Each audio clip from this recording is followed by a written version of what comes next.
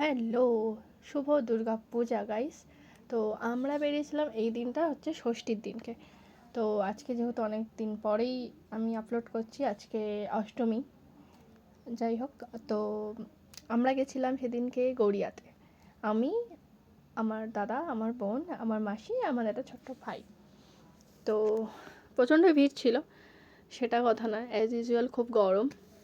তো আমি এখানে হোঁচট খাচ্ছিলাম ব্লগ করতে করতে।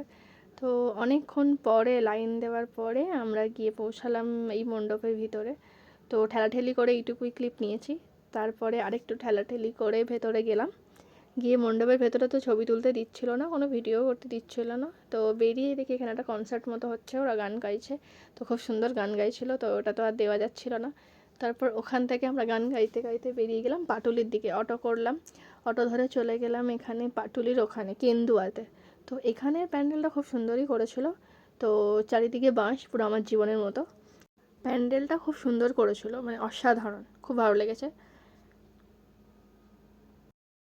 প্রতিমাটা জাস্ট অসাধারণ করেছিল, মানে পুরো ইউনিক, একদম খুব সুন্দর।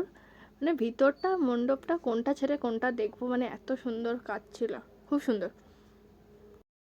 এটা দেখে মন ভরে গেল। তারপরে একটু পেট ভরাতে হবে, তো আমার বোনের হঠাৎ এটাই খেতে ইচ্ছা করলো, তো ওটা খাওয়ার পরে আমরা চলে গেলাম রেস্টুরেন্টে। রেস্টুরেন্টে গেলে কিছু ভালো মন্দ খেলাম। খাওয়ার পরে পুরো হাঁপিয়ে গিয়ে একদম ঘেমে টেমে বাড়ি গেলাম। তারা